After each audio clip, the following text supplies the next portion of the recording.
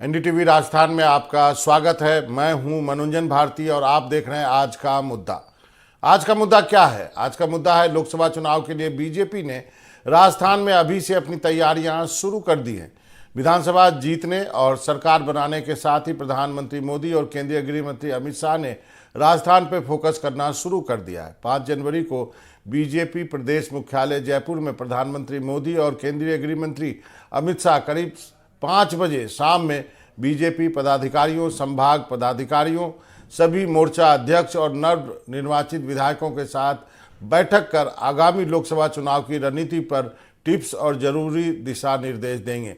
BJP अपने दम पर राजस्थान में सभी 25 लोकसभा जीतना चाहेगी, लेकिन दूसरी ओर कांग्रेस पार्टी विधानसभा चुनाव हारने के बाद अभी तक गठबंधन में उलझी हुई है। सूत्रों के मुताबिक गठबंधन वाली पार्टियां कांग्रेस में राजस्थान में 5 सीटें मांग रही है, जबकि प्रदेश के नेता इसके लिए तैयार नहीं है। विधानसभा चुनाव के 1 महीने बाद भी कांग्रेस राजस्थान में नेता प्रतिपक्ष तय नहीं कर पाई है। अभी भी कांग्रेस नेता और कार्यकर्ता गहलोत और पायलट खेमे में बटे हुए हैं। कांग्रेस के बिखरी हुई है। कांग्रेस हाईकमान में पूर्व सीएम अशोक गहलोत को दिल्ली में इंडिया अलायंस और लोकसभा चुनाव में भूमिका निभाने और पायलट को छत्तीसगढ़ में प्रभार सौंप कर भेजा गया। लेकिन राजस्थान में लोकसभा चुनाव किसके चेहरे, किसके नेतृत्व पर लड़ा जाएगा, इसको लेकर के कोई भी बात नहीं है। इस पर यही वजह है कि कांग्रेस के पार्टी नेता और कार्यकर्ता जो हैं थोड़े कंफ्यूज दिख रहे हैं।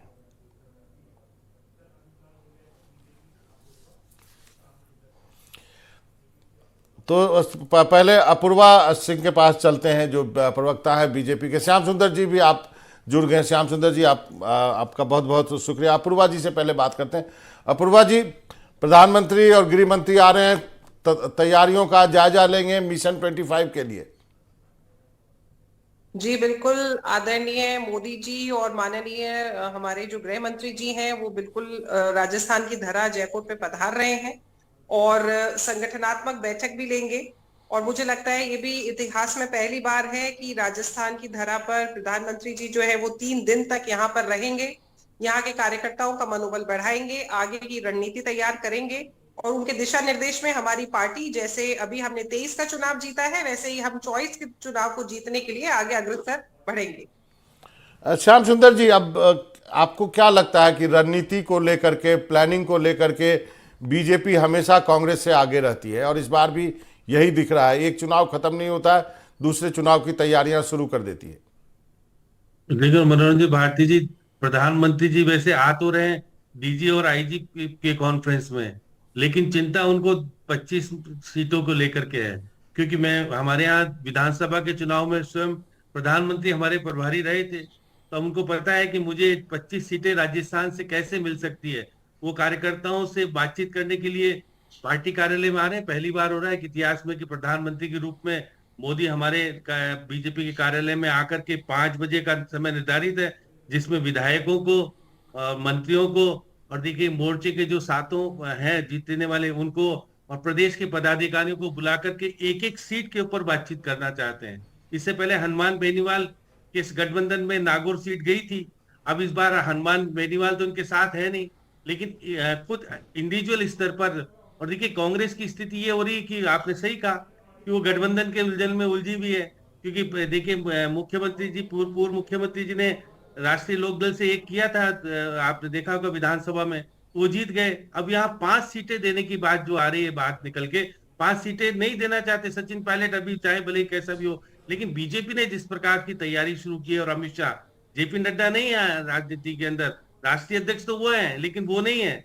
जेपी नड्डा के बजाय प्रधानमंत्री और केंद्रीय गृह मंत्री, जो कि पहले राष्ट्रीय अध्यक्ष रहे हमारे हमारे यहाँ, जब 2023 का चुनाव हुआ था या उसके 2018 का चुनाव हुआ था, उसके 2019 का चुनाव हुआ था, तो बीजेपी ने 24 सीटें जीती थी, एक गई थी हनुमान बेनीवाल के साथ में जीती थी। तो अब इस बार तो क्योंकि सत्ता भी इनकी आ गई है और 115 अगर विधानसभा जीती है, और देखिए कल मतदान भी होना है हमारे यहाँ करणपुर का, जो मंत्री बना करके इन्होंने जीतने की व्यवस्था तो की है। अब देखिए पब्लिक है, मैं तो मानता हूँ कि जीतने के लिए ही मंत्री बनाया था। अगर नहीं बनाते मंत्री तो सिंपैथी के चक्कर में वो हार सकते थे, हार नहीं वो। इसलिए देखिएगा जिस प्रकार से मोदी मैजिक है वो चल रहा है, और राजस्थान में किस प्रकार से 25 सीटें जीती जाए, क्योंकि 115 में 25 सीटें नहीं जीती जाती, नहीं जीती, फिर 20 4 जीत या सकते 5 हैं। सीटें जीती जा सकती है। जरूर। डॉली शर्मा भी जुड़ गए। डॉली जी, कांग्रेस की क्या तैयारी है? अभी तक आपने सीएलपी नहीं बनाया है, प्रदेश अध्यक्ष नहीं बनाया है, कब तक बनेगा? बीजेपी ऑलरेडी जो है प्रधानमंत्री रहेंगे वहां पर, तो फिर कांग्रेस की तैयारी के बारे में बताइए। अनम्यूट कर लें, अनम्यूट करें। देखिए, यही देश का दुर्भाग्य है कि देश के असल मुद्दों को छोड़कर भारतीय जनता पार्टी 24 घंटे चुनाव में रहती है। ना तो बेरोजगार युवाओं पर ये चर्चा करना चाहते हैं, ना महिलाओं की लुटती आबरू पर इनके पास कुछ बात है। इनके नेता बलात्कारी पाए जाते हैं। मैं आपसे, मेरा जो सवाल है उसका जवाब मैं चाहूंगा कि आपकी तैयारी क्या है? आपने अभी तक जो है वो अपने प्रदेश अध्यक्ष और सीएलपी भी नहीं चुन पाए हैं आप, उसका यदि जवाब दें तो अच्छा रहेगा।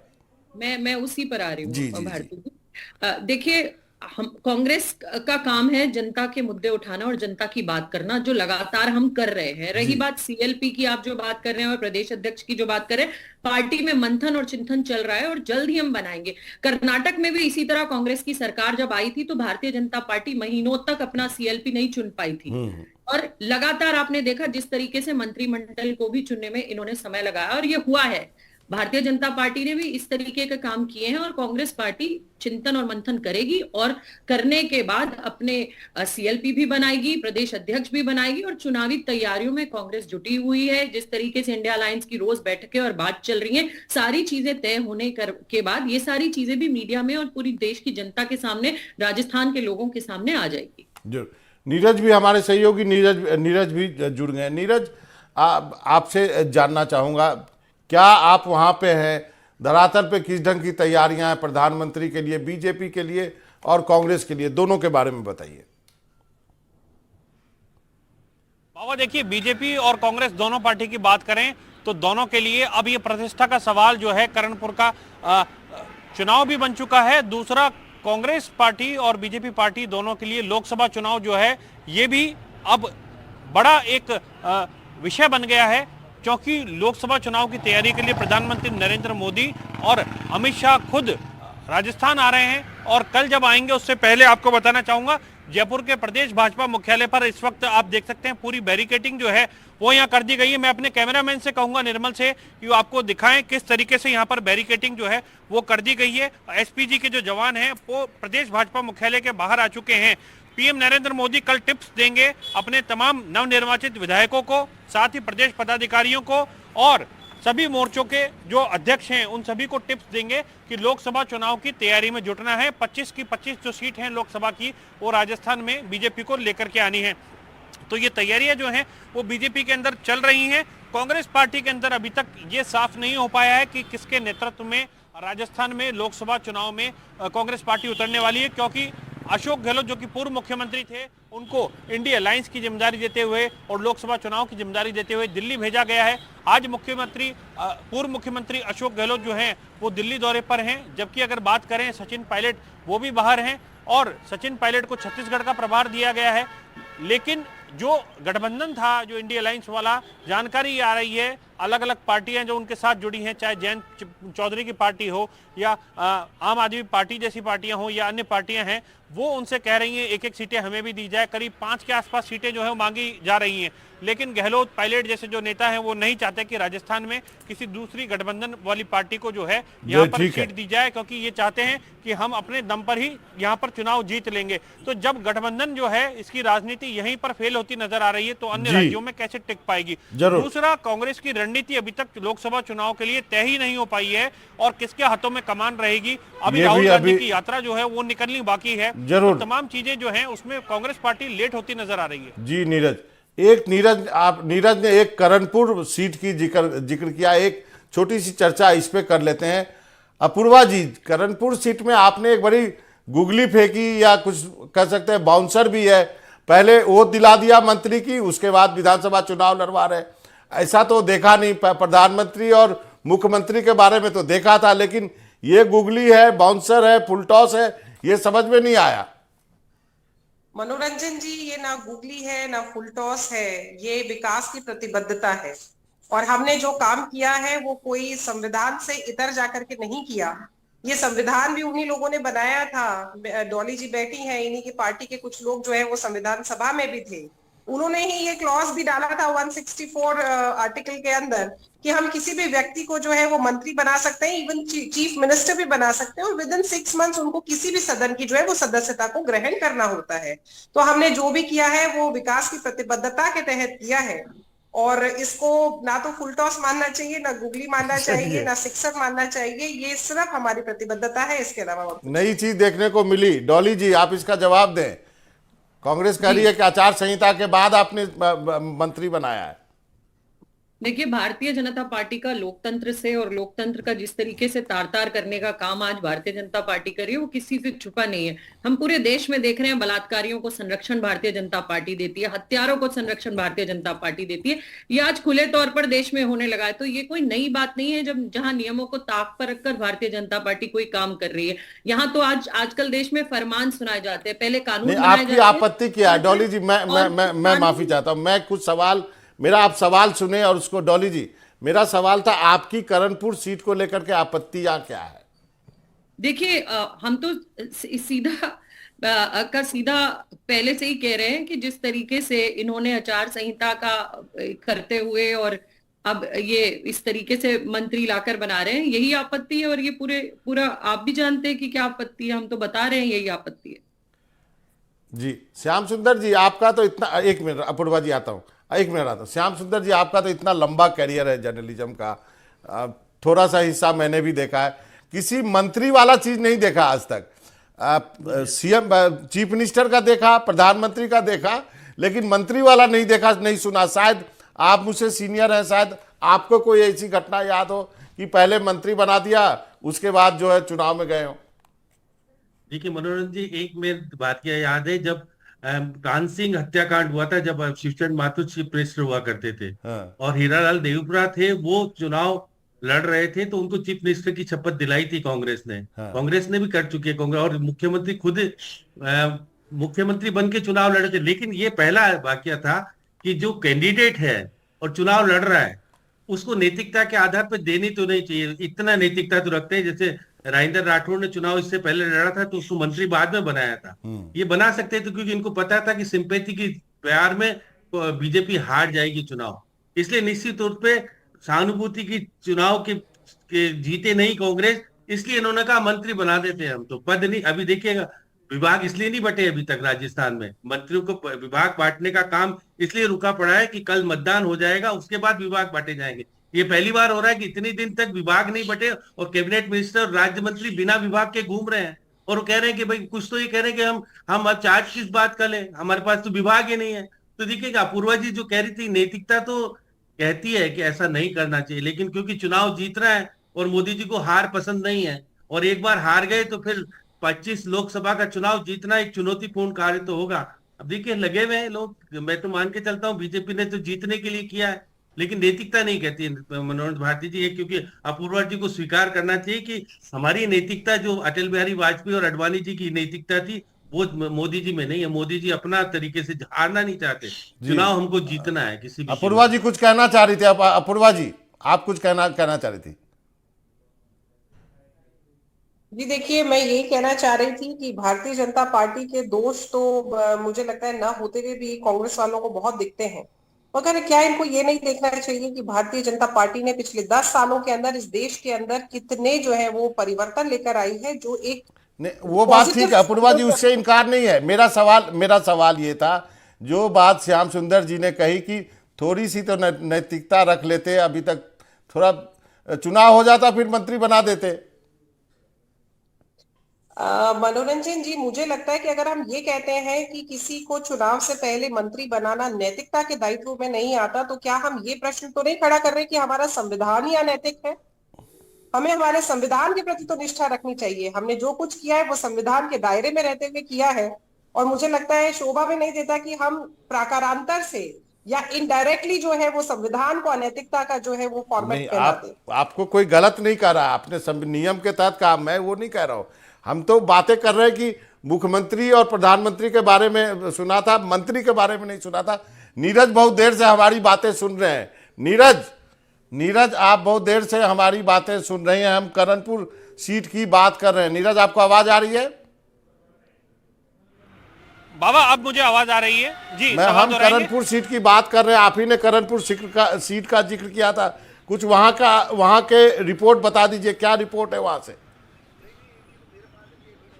देखिए बाबा, चुनाव प्रचार का शोर थमने के बाद में अगर करणपुर की बात की जाए तो प्रतिष्ठा का, मैं जैसा कह रहा था कि सवाल बन गया है बीजेपी के लिए भी और कांग्रेस पार्टी के लिए भी। ये एक बड़ा चुनौती भरा चुनाव जो है वो हो गया है, क्योंकि अब तक सिंपैथी वोट के भरोसे कांग्रेस पार्टी चल रही थी, लेकिन अब कांग्रेस को ये महसूस हो गया है कि केवल सिंपैथी के भरोसे नहीं रहा जा सकता। लेकिन अब काफी देर हो चुकी है, क्योंकि बीजेपी ने जो है वो अपना तुरुप का इक्का जो बीजेपी के पास में था वो चल दिया और करणपुर सीट पर सुरेंद्र पाल टीटी को बीजेपी ने पहले ही मंत्री बना दिया। जब मंत्री बन गया तो लोगों की आशाएं, उम्मीदें जो हैं वो बढ़ जाती हैं। सीधे तौर पर इसी को लेकर के कांग्रेस पार्टी ने बीजेपी को घेरना भी चालू किया, लेकिन बीजेपी की रणनीति का यह हिस्सा था। और यदि ये रणनीति कामयाब होती है बीजेपी की, माना यह भी जा रहा है कि एक पहली बड़ी परीक्षा बीजेपी की सरकार बनने के बाद में जो है वो होने जा रही है करणपुर के अंदर, और भजनलाल सरकार जो है उसके लिए निश्चित रूप से एक ये चिंता की बात भी थी करणपुर का जो चुनाव है ये पार्टी को जिताना है। तो एक बड़ा टास्क आते ही मिला और उसके लिए उन्होंने पूरी जो तैयारियां है, रणनीति जो ऊपर लेवल पर पूरी तैयार हुई, उसी के तहत मंत्री पद जो है सुरेंद्र पाल टीटी को दिया गया। अब कांग्रेस पार्टी ने भी अपने पूरे जो है जोर शोर से वहां पर चुनाव प्रचार किया और उसके बाद में डोर टू डोर प्रचार जो है उसका भी आज आखिरी दिन रहा है। तो अभी कुछ ही समय में जो डोर टू डोर प्रचार का समय जो है वो भी खत्म हो जाएगा। 5 तारीख को अगर बात करें तो अब चुनाव के बाद में अब मतदाता के हाथ में रहेगा सब कुछ कि क्या निर्णय जो है वो मतदाता करता है करणपुर का। लेकिन महत्वपूर्ण इसलिए है क्योंकि लोकसभा चुनाव नजदीक है, इसका एक बड़ा असर जो है वो देखने को मिलता है। ये नहरी क्षेत्र है जो गंगानगर इलाके के अंदर आता है और साथ ही यहाँ पर जो ये चुनाव है, इस चुनाव का एक बड़ा असर जो है, चूंकि यहाँ पर जट और सिख मतदाता जो हैं वो बड़ी संख्या के अंदर हैं, तो पूरा नहरी क्षेत्र हनुमानगढ़, जरूर नीरज, और बीकानेर वाला जो क्षेत्र होगा इसके अंदर एक बड़ा मैसेज यहाँ से जाएगा। जी, बहुत बड़ा मैसेज आएगा और मजेदार भी होगा। और हमने श्याम सुंदर जी को याद होगा कि हमने देखे हैं कि इस तरह के चुनाव में जो मुख्यमंत्री पद के दावेदार होते हैं, मुख्यमंत्री की शपथ लेकर भी हमने लोगों को हारते देखा है। लेकिन श्याम सुंदर जी, एक और मुद्दा है जो कि राजस्थान में लोग चर्चा कर रहे हैं कि मंत्रियों के विभाग कब बटेंगे। आपकी क्या टिप्पणी है? आपने किसको क्या विभाग दे रखा है? देखिए मनोज भारती, पहली बार ऐसा हो रहा है कि इतने लंबे समय तक विभाग नहीं बांटे जा रहे। मुख्यमंत्री विभाग नहीं बांट रहे, आरएसएस और प्रधानमंत्री और अमित शाह विभाग बांट रहे हैं। और कल वो पहली बार आ रहे हैं। राजस्थान में कैबिनेट तो खड़ी होगी, बिना विभाग वाले मंत्री खड़े होंगे कल प्रधानमंत्री जी को जब रिसीव करेंगे एयरपोर्ट पर। तो मुझे ये लगता है दिखेगा कि अब विभाग बांटने का कारण तो मैंने बताया कि क्योंकि नैतिकता इतनी तो इन्होंने करी कि भाई विभाग नहीं दिया सुरेंद्र पाल टीटी को, इस कारण से विभाग रुका पड़ा हुआ है। और ये बात सही है कि जिस प्रकार से मैं कह सकता हूँ कि गृह विभाग और वित्त विभाग मुख्यमंत्री जी रखेंगे नहीं रखेंगे, लेकिन मुझे लगता है कि गृह विभाग रिया कुमारी को दिया जा सकता है। और चिकित्सा विभाग किसको दिया जाए, या तो देखिए करोड़ीलाल मीणा खुद डॉक्टर है, उनको दिया जा सकता है अगर चाहे तो। शिक्षा विभाग किसको दिया जाएगा, रेवेन्यू विभाग किसको दिया जाएगा। जो 12 कैबिनेट मिनिस्टर बनाए हैं उनमें से देखिए, मैं ये भी बात थी कि इस बार छवि अच्छी है, भ्रष्ट लोगों को नहीं बनाया, ये अच्छा किया। और इस बार ये वसुंधरा जी को संदेश देने का प्रयास किया कि हम सीनियर्स को नहीं लेंगे जो कि भ्रष्टाचार के आरोप में पहले पीड़ित रहे। जिस प्रकार से आए थे मामले, कालीचरण सराफ का जो देखिए पेट्रोल पंप का मामला उठा करता था, विवेक के आधार पर निर्णय करते थे, अपूर्वा जी को पता है, उनको नहीं लिया। देखिए आप देखिएगा कि अगर अजय क्लिक की बात करें, उन्होंने नागौर से जो है देखिए जो ज्योति मिर्धा शामिल हुई है, उनके चाचा के खिलाफ वो बयानबाजी की थी, इसलिए उनको भी नहीं लिया मंत्रिमंडल में। तो बहुत सारी चीजें ऐसी राजनीतिक तौर पर देखिएगा, मंत्री विभाग तो बढ़ जाएंगे और विभाग कल के बाद ही बटेंगे। प्रधानमंत्री की बैठक ले लेंगे और उसके बाद जब चुनाव हो जाएगा उसके बाद दिया जाएगा। लेकिन हाँ, आज भी है कि 5-6 विभाग लेने के लिए तैयार कौन है। देखिएगा प्रेमचंद बेरवा है, उनको क्या पीडब्ल्यूडी विभाग दिया जाएगा जैसे भजनलाल को दे रखा था, उनको दिया जा सकता है, हो सकता है कि। और देखिएगा सुमित गोदारा है, उनको एजुकेशन या पशुपालन या फिर देखिए कृषि विभाग देने की बात आ रही है। या कन्हैयालाल चौधरी को इस प्रकार से वो जीत के आए, मदन दिलावर को सामाजिक न्याय अधिकारिता विभाग जो पहले भी संभाल चुके हैं उनको दिया जा सकता है। महिला बाल विकास किसको दिया जाएगा, क्योंकि महिला बाल विकास मुझे लगता है फिर रिया कुमारी को दिया जाएगा, क्योंकि महिला है। और दूसरी महिला जो आई है बागवान है, वो राज्य मंत्री है, वो अटैच हो सकती है कि महिला उनको दिया जरूर। जाए। तो वित्त विभाग किसके पास जाएगा? वित्त विभाग मुख्यमंत्री जी खुद रखना पसंद करेंगे। जरूर। तो बड़े विभाग और रेवेन्यू विभाग जाटों को जाएगा या राजपूतों को कौन सा विभाग जाएगा? क्योंकि देखिए राजपूत तो आरोप लगा यही रहे तो थे माथा कि पच्ची है कि हमारे विभाग नहीं बटे हैं श्याम सुंदर जी, यही तो माथा पच्ची है कि विभाग नहीं बटे। डॉली जी आप क्या कहेंगे? आप बहुत देर से मुस्कुरा रही हैं। मैंने शुरुआत में कही कि आप ये चर्चा तो कर रहे हैं, लेकिन ये चर्चा भी होनी चाहिए कि मंत्रियों को अभी तक पोर्टफोलियो नहीं मिले हैं, उन्हें जी, उनके जी। विभाग अभी तक बटे नहीं जी। हैं। तो राजस्थान की जनता इनसे काम की क्या उम्मीद करे? अब चुनाव और रिजल्ट को आए हुए इतने दिन हो गए हैं, महीना बीत गया है, और उसके बाद भी जिस काम की जिम्मेदारी राजस्थान के विकास की डोर इनको सौंपी गई थी, उसके बाद आज राजस्थान के लोग इंतजार कर रहे हैं। ये आपस में सामंजस्य बिठाकर और मंत्रियों का बंटवारा ही नहीं कर पा रहे। चुनाव के मद्देनजर सीट पर मंत्री तो पहले ही बना रहे हैं, लेकिन उसको विभाग क्या मिलेगा उस पर इनकी कोई जानकारी अभी तक है नहीं। जबकि कांग्रेस पार्टी ने 26 नेताओं की एक कमेटी बनाकर वहां जोर शोर से प्रचार करना शुरू कर दिया। गोविंद सिंह डोटासारा जी के साथ अशोक गहलोत जी ने वहां मीटिंग ली, उन्हीं 26 लोगों के साथ जो उस सीट के ऊपर जिन जिन लोगों की जिम्मेदारी सौंपी, और वहां पर जोर शोर से उस सीट पर, करणपुर सीट पर प्रचार भी चल रहा है, और मुझे पूरी उम्मीद है वो सीट हम जीतने वाले हैं।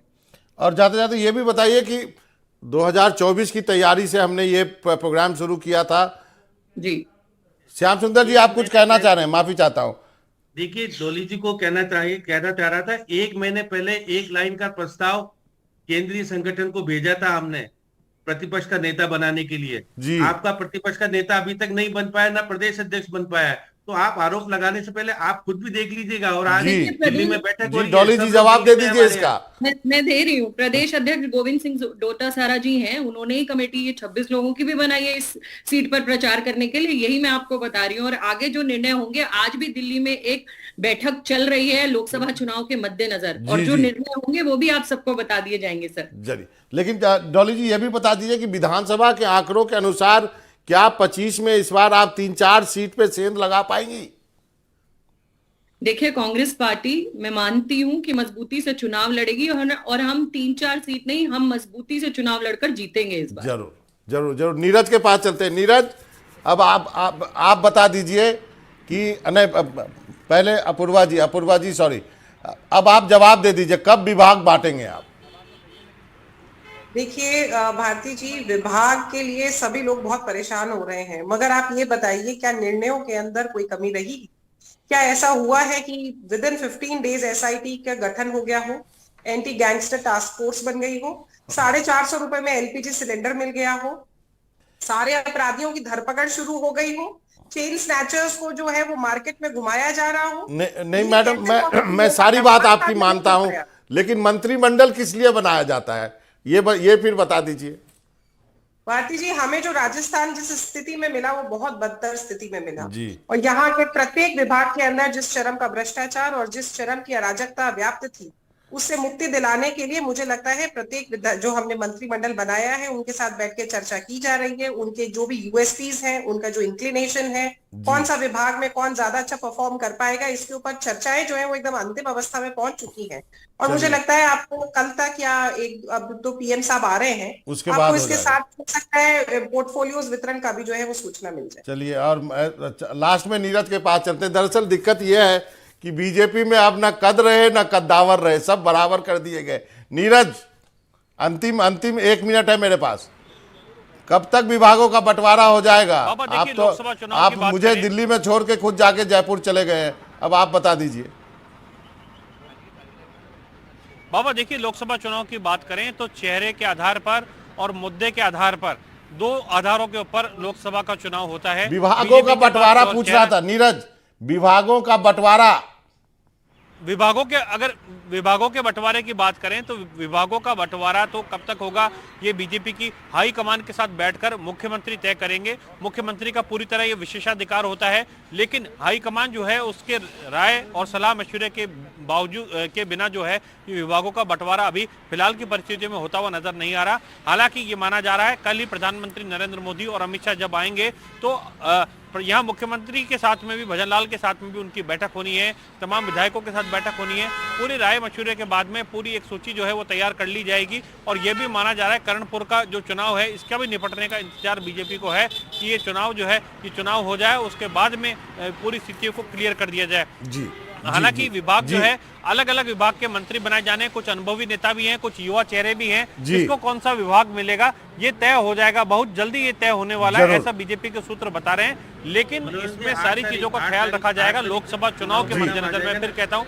लोकसभा चुनाव के मद्देनजर ही सारे समीकरण देखे जाएंगे। जी जी श्याम जी 30 सेकंड बस। देखिए मनोज भारती जी, 8 तारीख को जब चुनाव परिणाम आ जाएगा उसके बाद मंत्रिमंडल सामने आ जाएगा आपके। चलिए लास्ट वर्ड करेंगे, इसी पे ये चर्चा खत्म करते हैं। बहुत मजा आया आप लोगों के साथ। श्याम जी आपका, नीरज आपका, अपूर्वा जी आपका, डॉली जी आपका, बहुत मजा आया। आज का मुद्दा में इतना ही। मनोरंजन भारती को इजाजत दीजिए, लेकिन कहीं जाइएगा नहीं। एनडीटीवी राजस्थान पे खबरों का सिलसिला लगातार जारी है।